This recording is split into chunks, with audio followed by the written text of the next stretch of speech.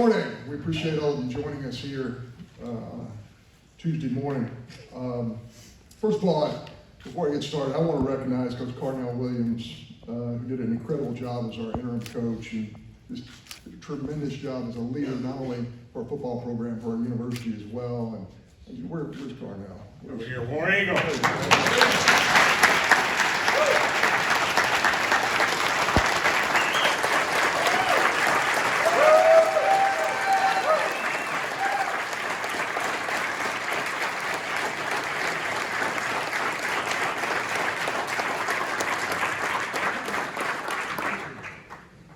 I know Coach Williams had a great meeting with Coach Freeze last night, and I'm just thrilled to say I think we're going to have two great leaders leading this football program, and I'm so excited about that.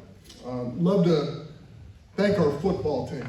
It's never easy with what our football team has been through this season. We know they've been through a difficult time, but my goodness, for the last 4 weeks, they have played very, very hard football. We really recognize the effort that they've given. I want to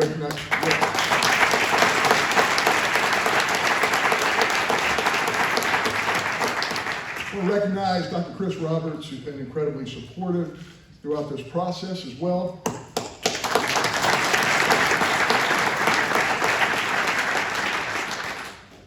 And I want to get into the search just a little bit. And I'm going to get the star of the show up here very quickly, I promise. But because we wanted to do a thoughtful and thorough search, we spoke in person and electronically to industry experts, teachers, professional and college coaches, law enforcement officials, student athletes, parents of student athletes, and many others. We used a search firm and analytics firms, law firms. We spoke to many administrators at each institution that represented a part of all of our candidates' past. We were in search of opinion for sure, but more importantly, we were in search of the truth, and we found it. Hugh Freeze was at the top of our list from the beginning, and we never wavered from that. The combination of on-field success, student-athlete development, recruiting at a high level, along with Coach Freeze's personal inventory of his life, his transparency, and his family support were of the utmost importance to us in this process. In a short time, I've become highly influenced by the Auburn creed, and I refer to it often.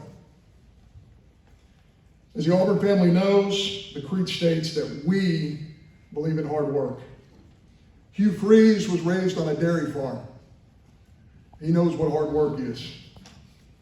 He also worked his way up from the high school level to the very highest level of college football, the Southeastern Conference. Coach Freeze was completely transparent with his past transgressions. He showed remorse and had an accountability plan that he's used for the last 5+ years. Everything he disclosed to us turned out to be accurate after speaking with credible industry sources. In this way, Coach Freeze was honest and truthful. Another Auburn creed characteristic. Coach Freeze presented to us a detailed written plan that he has for each of his student athletes and directly involves their future, a preparation for a career after football. In this manner, he displayed a belief in education, another mainstay of the Auburn creed. Perhaps Coach Freeze's greatest accomplishment is his relationship with his wife, Jill, with whom he has been married for the last 30 years. Jill? Where's Jill? Yes, that's the rock star, Jill Freeze.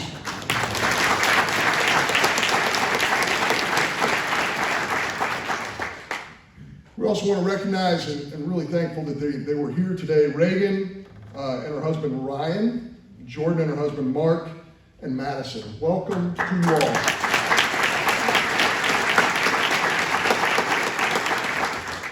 And then with that, I would like to introduce to you Auburn's 31st head football coach, Coach Hugh Freeze.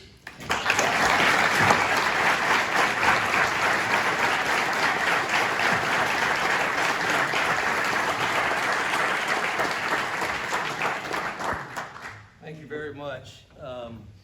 Man, what an honor. War Eagle.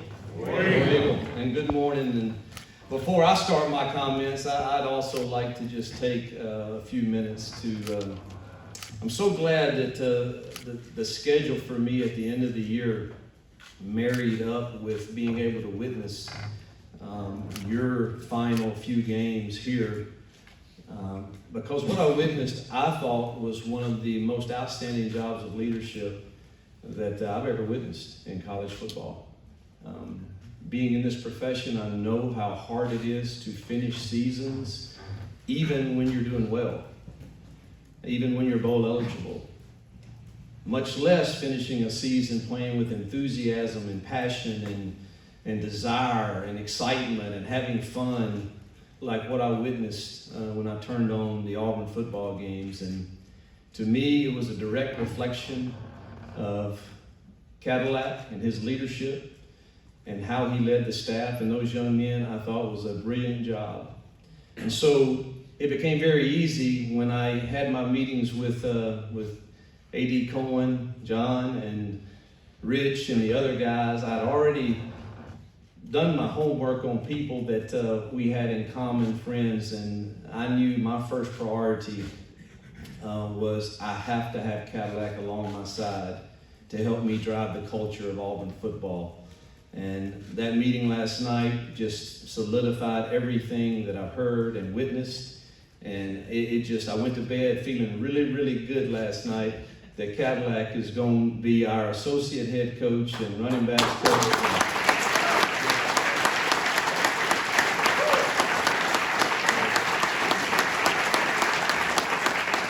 And I told him, look, you got to still do all those running up and down the sidelines, because I can't do that. I need you to handle that part of it, and just thrilled that he's going to be with us and teach me so much. We're always constantly learning as leaders, and I look forward to what he's going to be able to impart to me on the knowledge of the Auburn family and just the feeling that you get here when you arrive, and he embodies it. Every single day you can tell, and the passion he has for this place. And so thankful he's going to be with us. Thank you to the media for being here. Truthfully, you're part of this process, and you have to report everything you have to report. But man, we covet you being around our program. We covet you hopefully singing our praises when we start getting this thing rolling. So thank you for being here. To Liberty. I hope that they can hear this message, but working at Liberty the last 4 years for Ian McCaw was one of the greatest joys of our college career. It came at the right time for our family. It was just a beautiful experience. I didn't know if we could win when we went there. Obviously, they were transitioning from FCS, but with all of the support there and the culture we set, we were able to win a lot of big games and go to 4 straight bowl games. And to the Liberty, to Jonathan Falwell, Pastor Jonathan, President Prevo, and the Board of Trustees, and to Ian, and to our team and staff there, just I owe a great debt of gratitude. To the Board of Trustees here and President Roberts, and Athletic Director Mr. Cohen, Rich McGlynn, Lee Van Horn, all of you guys, getting to know you through this process. I'll say this about our new AD and my boss. This guy will measure it 100 times before he cuts it once now. He is as thorough as anyone I have ever met. And I think we are in great hands with his heart for this place, his toughness, his ability to seek wisdom. I think he's a home run hire, President Roberts, in my opinion, and he's got backbone and he's strong. And I love that he was a former coach also. But getting to know you guys was awesome, and thank you for getting to know Jill and I and our beautiful family. To my family, you are the rock stars. You are. And I'm not going to get emotional today. No, I'm not, because this is a great day. It's something we've fought like heck to get to. And I want to just say Jill is the most amazing woman that God ever created. And I have the most beautiful daughters and son-in-laws, even though I didn't like giving them away to them, and I told them that. I didn't like that, but they did all right. I like these guys. But the toughness and grit that my wife has, to be a coach's wife, number one, and then to go through some of the things we've gone through, and the toughness of my children, and the love that they have for their father is the most humbling thing that I've experienced. And man, what a strong family the Freeze Five are. That's their text strand, the Freeze Five. And this journey we've been on in the college game, how incredible has it been? And we all end up in a place together because Jordan and Mark actually live here. And now we get to all be together, and family is everything to me on this earth. And I'm just so grateful for each of you and all of your strengths and your beauty and your grace. So I'm just honored that you are so strong with me. And in the words of Barry Church, we got another great view here that we get to dance to after wins. My parents, they're the hardest working people I've ever known. My dad's full of toughness. My mom's full of grace. And he was the kind that if you got in a pond and you had the snakes all around you, and get in there and get it done. And I didn't have an option. Go get those cows. And that was that was every day of the year. And I learned hard work and toughness from him, and love and compassion from my mom. And they are here all the time. My uncle's here somewhere. He's the same back there. And he's the mayor up in a town in Tennessee. And he comes to all our games. And here's what I hear from him after every game. I tell you what I'd have done. That's what I get. So, dear friends, the Tuohys are here. They've never missed a press conference ever of any of my new jobs, and they're dear, dear friends. So I'm so blessed, and obviously we are a family of faith, and God's faithfulness is so incredibly good to us. And I don't know that I can put it in enough words of how gracious and good and faithful He has been to us. So I met with the team this morning.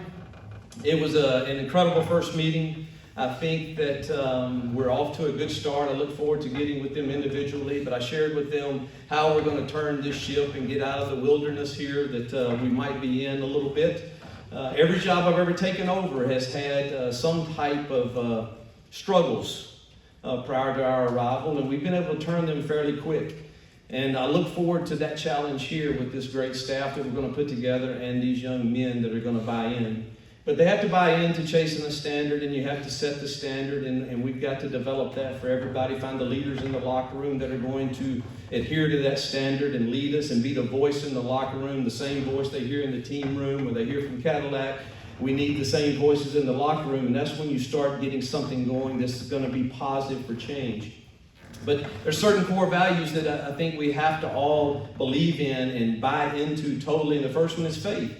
And I don't mean faith in the spiritual sense like you believe, like I believe. I don't force that on anybody. It is who I am, and I'm far from perfect, but it's who I am. But faith in the essence of you have to believe in something bigger than yourself to be a great football team, or to be a great university, or to be a great family. It's really not about you. You can't run fast enough, or you're not strong enough to do it alone. So you have to have faith in someone bigger than yourself. The team, everyone around us, the staff, and we have to lay egos aside. That's the one thing I've just really respected about Cadillac in our conversations. I think both of us have been through enough where we just really, it's not about ego or pride. It's about, man, how do we get this done together?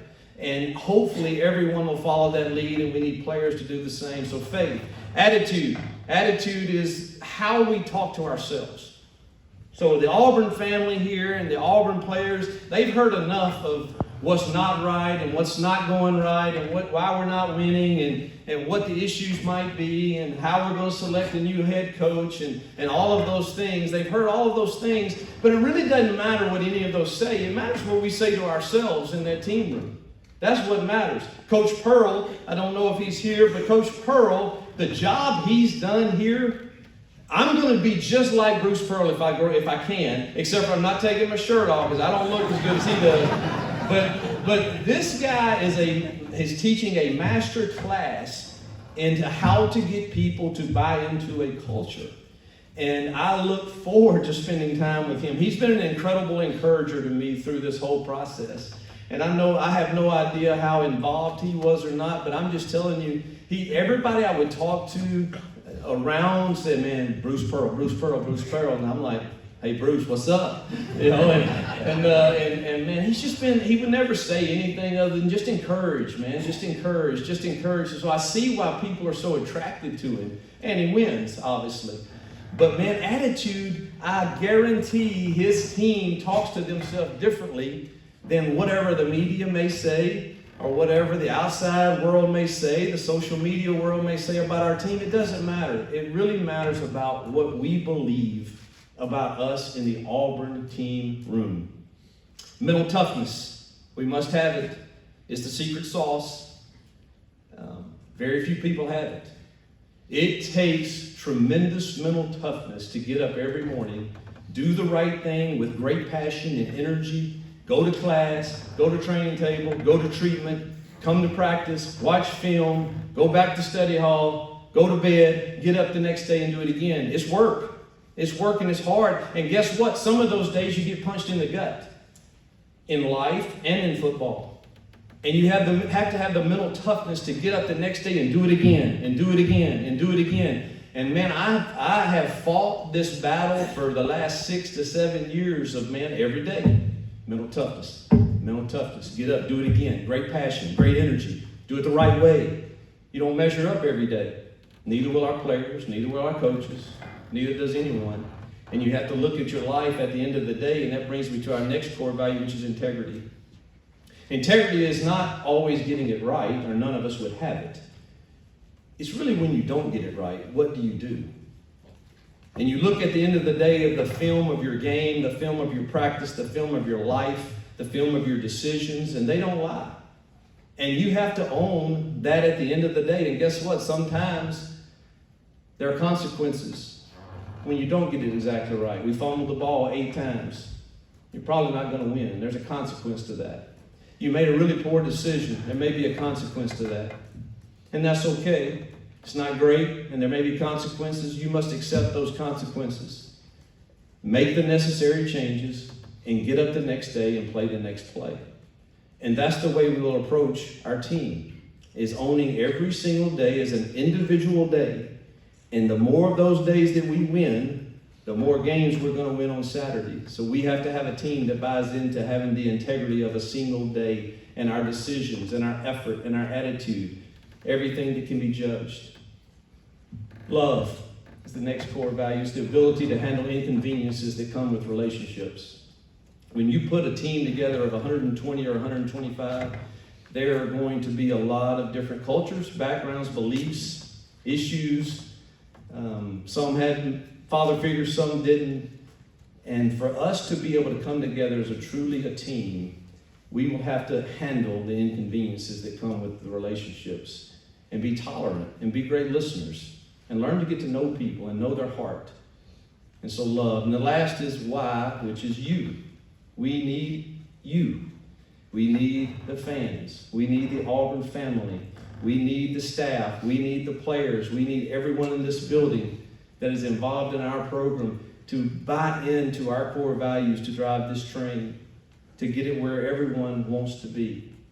It is all of us that must pull together, the Auburn family. You would notice that those acronyms spells family, and I believe that is what Auburn is all about. So while Auburn for us, I'll tell you, I had great memories here. Won a game here, lost a couple. But I will say, from a visiting coach's perspective, It is one of the most difficult places to play that I have witnessed, and that is due to our great fans and our great student body and everyone involved. I turned on that Texas A&M game. I think we were at 3 wins for that game. I thought I was watching a game that would send you to the SEC championship. Now, I wasn't there. Bruce, there you are. So Bruce, was it that feeling in the stadium? Because it appeared that way from watching it on TV, and I was just, oh my gosh, look at the passion of this place and these people. And I've had some great memories here, but probably the most memorable thing I've had here was not as a coach, but as a dad. My daughter Jordan went to school here. Jill was with Madison on a volleyball trip, and I had the task of moving her in. Jill said her goodbyes at the house, boo-hooing, and I'm making fun of Jill. It's really not that difficult. She's going off to a good place, good school with good friends. When you're her roommate, it's not that big of a deal. I drive over, I unload the truck, hang everything like a dad's supposed to do everything that Jordan asked me to do. Completed the project, start walking down the back stairwell of the dorm. She stops me in the middle of the stairwell and said, "Dad, can we just say goodbye right here?" I lost it. I literally could not talk to anyone for the next hour driving back. Jill was texting, and I said, "I just can't talk right now. I'm struggling." She said, I told you. And that's one of my great memories, but as I'm going back, I'm still thinking, man, that feeling that she had at Auburn, it was family to her. And it has remained that way, obviously, for them to come back here. So while Auburn is Pat Dye Field, it's Jordan-Hare Stadium, it's the Tiger Walk, it's the Eagle Flight, it's Rolling Toomer's Corners, the Kick Six, it's Bow Over the Top, it's tremendous sense of community, it's pride and passion that people hold for Auburn. It's the Auburn Creed, man. I believe in work, hard work, which it will take. I believe in the spirit of being unafraid. I don't fear much in life, and I don't think our team will either. I believe in the people. It's the Auburn family. This place is special, and there's no other place that I want to be. I believe in Auburn and love it. War Eagle.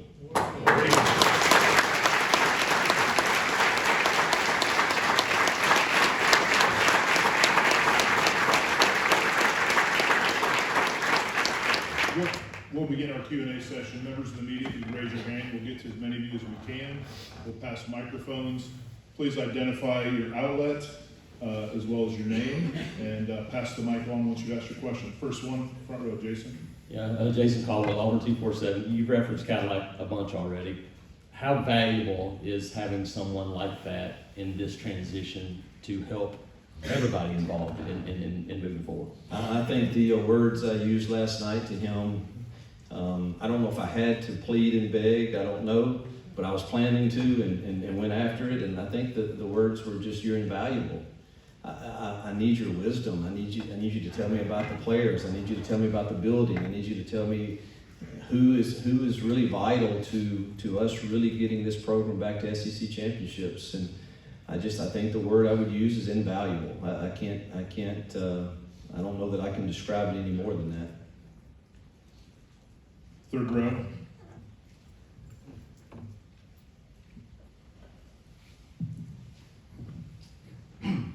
Brian Stoltz, Auburn Rivals.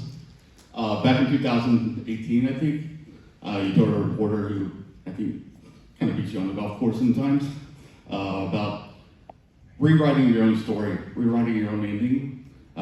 What's it like to feel that you had that chance now?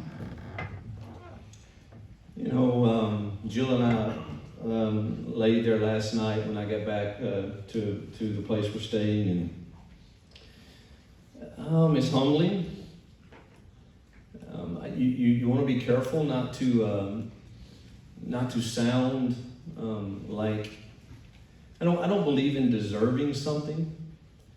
I believe in earning something, and I do believe we fought to earn this, and it's been rocky at times, but you can become overcome with emotion because of truthfully, I feel like, and this is no offense to another school or anything, but I feel like I've leapfrogged where I was at that time by being in this family and this culture here, and I loved my time there. But I see this as one of the top 10 football programs in the nation, and I believe that. And so I don't want to get emotional. We had that cry last night, so we've celebrated that, and I don't know if rewriting the story is exactly the right word, but it's going to make for a good ending. We're already, I couldn't win any more in life than look over there and look at my friends and my family. I can't win any bigger than that. So I'm the most competitive dude I know, but and I want to win in football games, but I already won in life, and that matters a lot more. Front row, far right. Mark Murphy from Inside the Auburn Tigers and 24/7 Sports. You've done this before, transitions, Arkansas State, Ole Miss, and Liberty. What were the important things for you that made those things work well? And also, if you talk to Gus. All right, 2 questions. Let's take the first one. Staff has to drive the culture. I'm not near as concerned about X's and O's with most of the staff. The defensive coordinator has got to be masterful at that. But the rest of the staff, obviously, if I were to show you the number of texts I've received of big-time college coaches wanting to come to this place, it's going to be very difficult to decide. But what will be the deciding factor is putting a staff together that I think complements each other and drives the culture consistently. There is none of this, that's a suggestion. No, it's not a suggestion. This is how we do it. And it's proven to turn programs and work everywhere we've been very, very fast. And so I think getting the culture, the buy-in from the staff to drive the culture is the biggest priority. Obviously, the first priority will always be our players. So I've got to jump in as soon as I can and try to handle both of these at the same time, and getting to know our players, watching tape, finding out where we need to plug into the roster and get in the portal or where our high school recruiting is at. And we're short on time. We've got to get going and get going fast. But those two, our players are the priority always. I have an open door policy for our players. They can come to my assistant and say, I'd love to see Coach, and I may be in the offensive film room. She knows, come get me. Because players have the priority, and my relationship with them is paramount to me. I want to win their heart. And I'm going to be dead truthful with them about where they are. They'll never have to wonder. But at the end of the day, I should be preparing them to create value for themselves for the time that they're with us. Because football is going to end.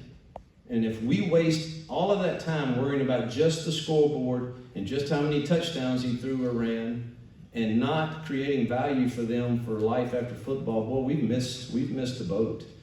And so I've got to have a staff that drives that, because our players are the priority. Last question, Gus. Yes, Gus is a dear friend. He and Christy have been faithful to Jill and I for years, in particular the last 6 or 7. And I think he's a great human being, a dear friend, loyal, strong.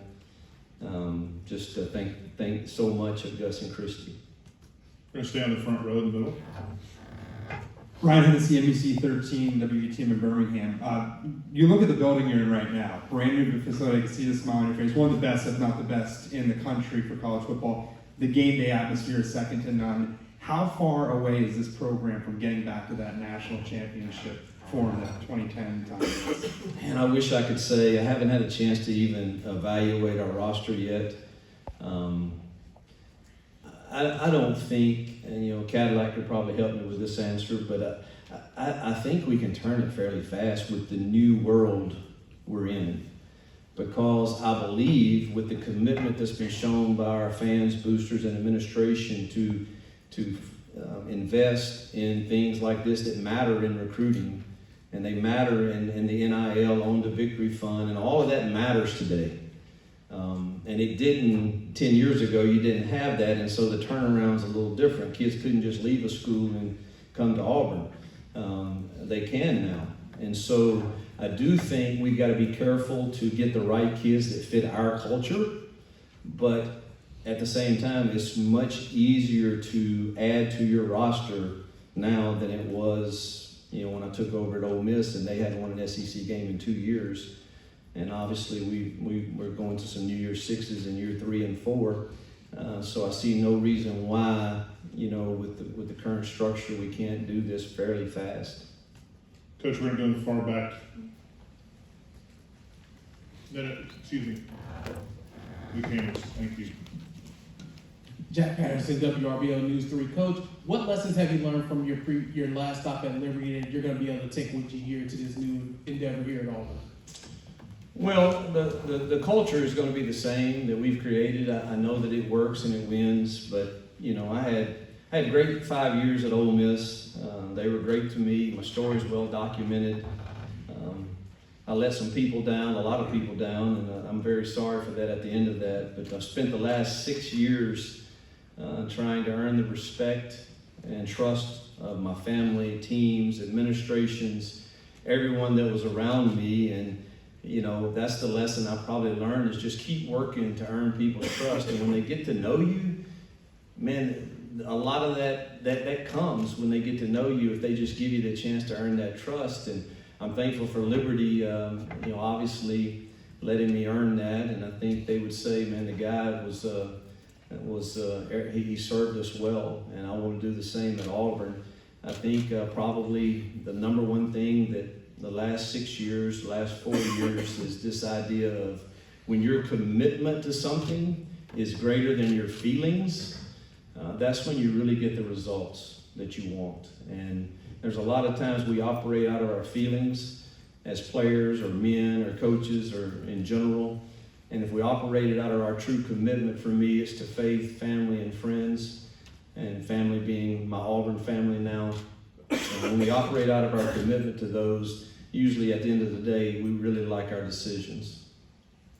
4th row, Bill. Raise your hand, please. Thank you. Yes, Bill Cameron, ESPN 106.7. Coach, you were talking about staff. Any ideas on the staff now or timeline as to when you'd like to have them in place? I've got a list of every position and a lot of great candidates. There's some here, there's some where I just came from, and they're all around the country. I'm constantly getting texts.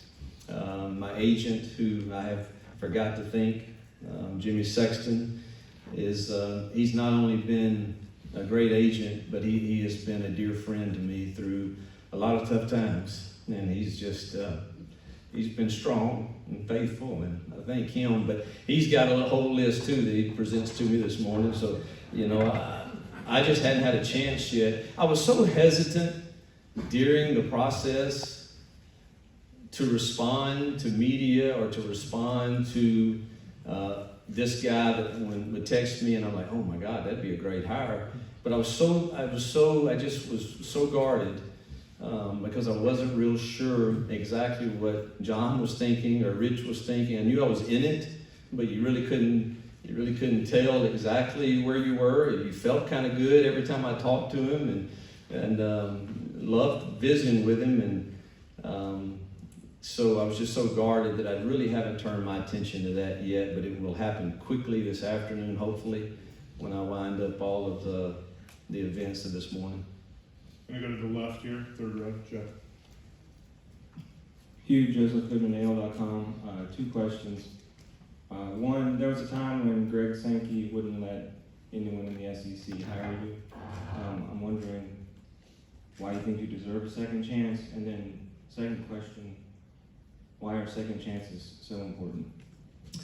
I'm not sure that's accurate about Commissioner Sankey. I would have to. I've had a really good, honest relationship with him through all of it, and I think he's never done anything but shoot me dead straight and tell me what he thought was best, not only for the conference, but for me. And I appreciate a man that treats you like that, and thankful for all of his leadership. I think it was the right move for me. As far as second chances, man, I don't know anybody in this room that doesn't deserve a second chance. And truthfully, if everybody's life was documented as mine, it would probably be uncomfortable for a lot of people. And I don't know if deserve is the word, but I sure am thankful for grace, and that I do get to keep fighting every day for another chance. If you don't mind just me asking again, could you clarify what was inaccurate about it? Inaccurate about? Greg Sankey, blackballing. Well, I've never been told that by Commissioner Sankey, so I'm not sure that's accurate. I believe I had chances to get into the league as an offensive coordinator, and I chose to go to Liberty as the head coach. So I'm pretty confident of that. And but I thought I did seek his advice, which I value. And why do you think you deserve a second chance? I just said I think everyone deserves a second chance, and I think we fought to earn people's trust back, and we'll continue to do that. We're gonna go to the middle. Michael, raise your hand, please. Thank you. Michael Giddens with the War Report. Coach, you as an offensive head coach, I know you're going to hire an offensive coordinator, but do you have an idea if you plan to call plays this year? And also, second part, what is your strategy for utilizing the portal? Auburn is going to have some attrition at different positions. Yeah. Question one, I've called the plays my whole career. I honestly, sitting here today, am contemplating if maybe in the new world of rebuilding the Auburn football team and the work that's going to take to capture the players and recruit, maybe I should get some help in that. And really what kind of spurred it on, truthfully, is some of the text I've gotten. And I've watched them, and I'm like, wow, they're really good at what they do. And probably better than me. And I think I'm pretty good at it, but I'm honest. And when I watch some of their games, I think I could really help them with their red zone, and they could really help us with everything else. And so I'm wide open right now and looking forward to having some of those discussions with these candidates.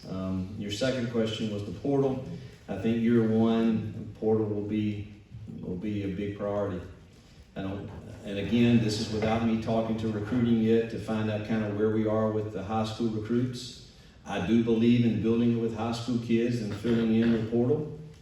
Can we do that in year one? I'm not sure yet, so I would anticipate it being heavier toward the portal.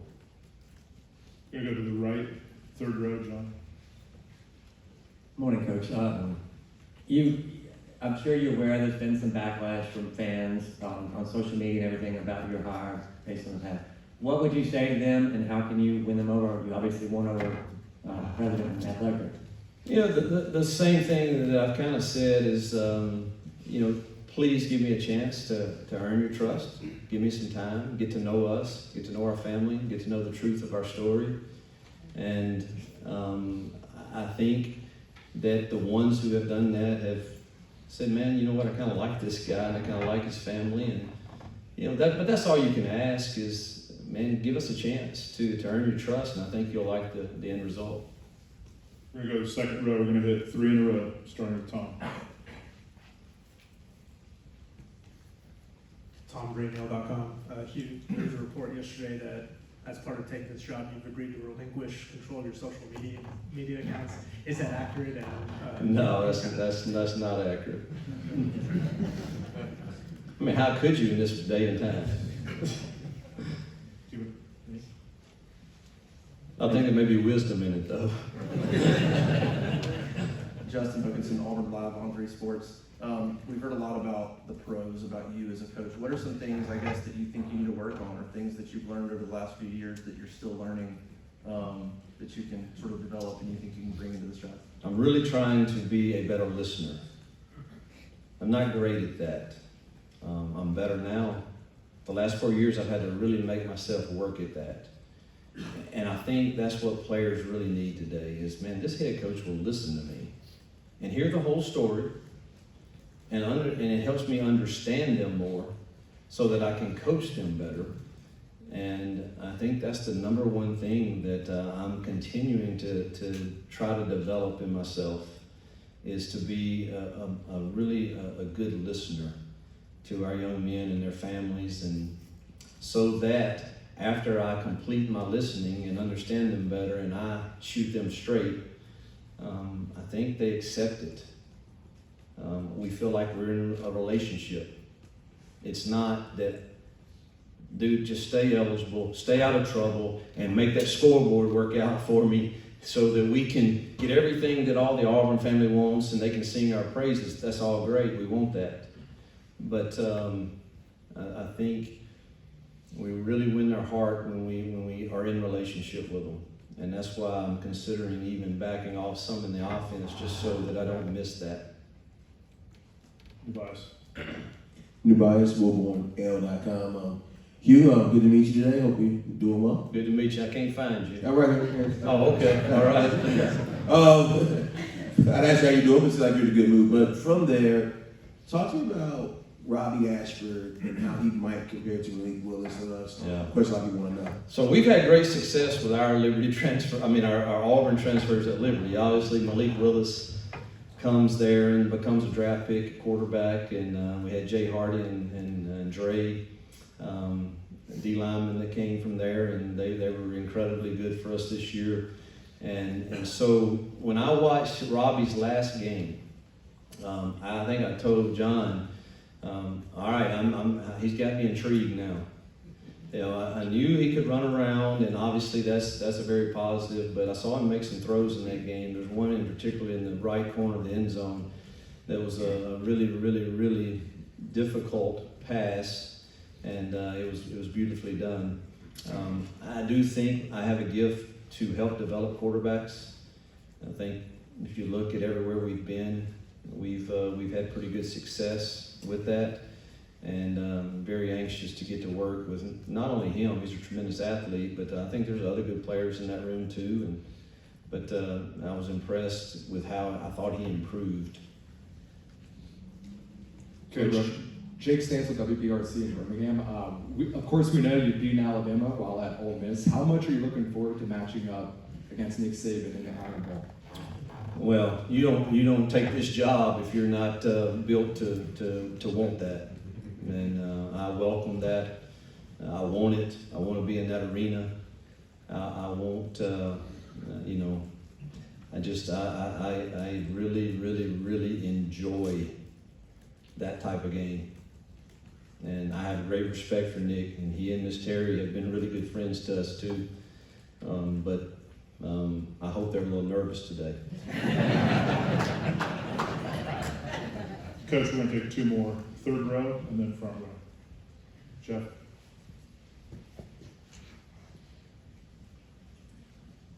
Hi, Coach. I was wondering if, Kirk, is John available to answer a question? No? He will not today. Sure, that's if okay. you can identify your name. No, Jeff Stegall, ABC 3340 in Birmingham, Coach. Are you surprised at the backlash that has occurred from all this? And I know you've already addressed like how you're going to handle that, but how difficult of a process do you think that's going to be to win over the entire Auburn fan base? Truthfully, I really don't know the magnitude of backlash because, believe it or not, I just hadn't been on any social media in the last 3 or 4 weeks. I have an account, but somebody else has been running it. But so I really don't know. And look, I've come to grips with everybody doesn't know me, everybody doesn't care to get to know me, and everybody has an opinion, and they're entitled to that. All I would ask is the ones I care about is the Auburn family and the players and the administration and my family. That's the ones that matter. And that's the ones I'm saying, take the time to get to know us. And as with anyone, all of us have made a mistake before. And I think how we have handled it as a family and how I've handled it as owning it and moving forward and playing the next play and working to get better and learn from it, you know, that's all I can do. And I'll continue to do that every single day. And what I did was what I did, but it's not who I am. I know that, they know that, and hopefully everyone else will get to know that. But I really can't spend my time worrying about whatever it is that's catching the attention of the backlash. So I just want to move forward and continue to do what I've done the last 6 years and put my hand to the plow and go to work and don't look back. Front row. Hi, Rosita Dolo, WSFA. I know you said that this first year is going to be heavy in the transfer portal, but how would you describe yourself as a recruiter, and when do you think you will start? There's a lot of local talent in the area. Man, I can't wait. I'm begging Rich and those guys to let's finish up our schedule so I can go recruit. Our first day out can be this weekend, and I've got to figure out, but I haven't even talked to see where we are with the high school, but I know it's one of the better years in the local area, and we've got to go make some headway in a hurry. I think I'm really good in recruiting in the living room. I think I'm really good at casting our vision. I think I'm really good at building relationships with them and the significant people in their decision-making process. Auburn is easy to sell. Just come and see. That'll be our message. Come and see. Come and see. Come and get the feel. Come see. And if we get them here, I think it'll be tough to beat us. Coach, thank you for your time. Just a real quick thing, we're going to do a photo op up here with John and Coach Freeze, and then we'll do a photo op